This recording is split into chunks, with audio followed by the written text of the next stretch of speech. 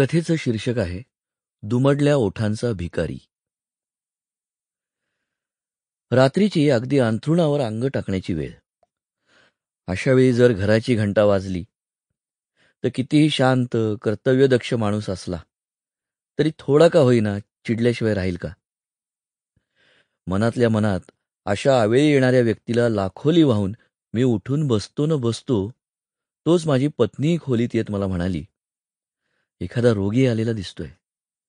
म्हणजे दिवसभर रोग्यामागे वणवण करून आता तुम्ही घरी आलात तर रोगी तुमचा पाठलाग करीत आलेला दिसतो. तुम्हाला जायलाच पाहिजे. तेवढ्यात आमच्या खोलीचं दार धाडकन उघडलं गेलं आणि काळसर वेश परिधान केलेली आणि चेहऱ्यावर काळा बुरखा असलेली एक स्त्री आत आली. अवेळी आले मी, क्षमा करा. पण पण असं म्हणत एकदम माझ्या पत्नीकडे धाव घेत तिच्या गळ्यात पडून स्फुंदत आणि मग ओक्साबोक्शी रडत म्हणाली, माझा धीर सुटला ग. मला मदत केली नाहीस तर आता माझी काही धडगत नाही. माझ्या पत्नीनी तिच्या चेहऱ्यावरचा बुरखा काढीत म्हटलं, अगं बाई, ही तर केट व्हिटनी. माझी केट ती. काय घाबरवलंस ग मला? काय झालं ते तरी सांग. मला काहीच कळत नाही काय करावं ते. मी अगदी आगतिक झाली. तूच मला धीर देशील म्हणून मी तुझ्याकडे धाव घेतली. केट स्फुंदत म्हणाली. हा नेहमीचाच प्रकार होता. माझ्या पत्नीचा अत्यंत सहाय्यशील स्वभाव सर्वांना इतका परिचित झाला होता की संकटकाळी अडल्या नडल्याला तिच्याकडे तिच्या पंखाखाली आसऱ्यासाठी धाव घेत असत. अगतिक होऊन भिरी भिरी फिरणाऱ्या पक्ष्यांना ती एखाद्या मार्गदर्शक दीपगृहासारखी वाटायची. बरं केलंस पोरी, माझ्याकडे आलीस ते बरं केलंस. हे बघ, थोडा दुधाचा घोट घे, जरा शांत हो आणि काय झालं ते नीट सांग बघू. संकोच वाटतो का? जेम्सला, माझ्या पतिराजांना जायला सांगू का? माझी पत्नी माझ्याकडे पाहत मिश्किल हसत म्हणाली.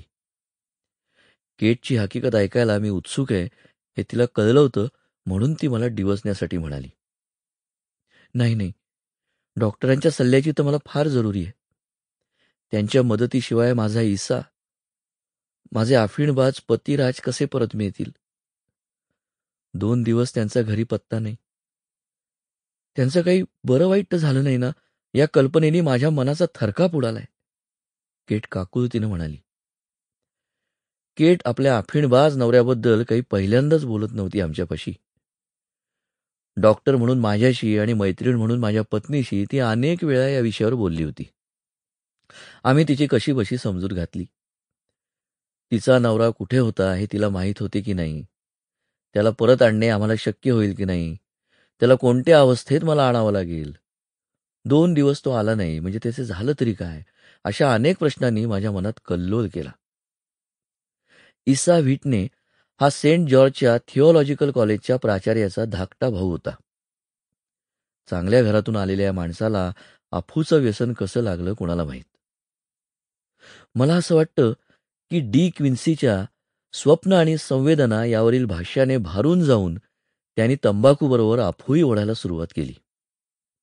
आपल्यालाही तसा सुखद अनुभव येईल ही वेडी कल्पना, पण अफूचं व कुठलंच व्यसन लागणं सोपं आहे, त्याच्या तावडीतून सुटणं मात्र कठीण आहे.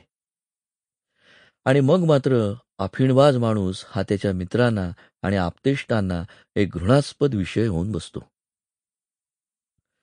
ईसा व्हिटने, त्याचा फिकटलेला पिवळसर चेहरा, धुंद होऊन अर्धवट मिटणाऱ्या पापण्या आणि अगदी बारीक झालेली बुबुळे, खुर्चीवर वेडा वाकडा पसरलेला त्याचा देह, सारं काही माझ्या डोळ्यांसमोर उभं राहिलं.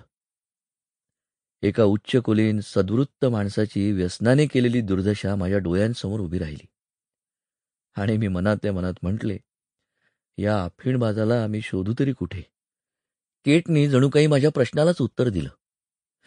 ते नक्कीच शहराच्या पूर्व भागात टोकाला अप्पर स्वांडम गल्लीत बार ऑफ गोल्ड या अफीणबाजांच्या अड्ड्यात पडलेले असतील.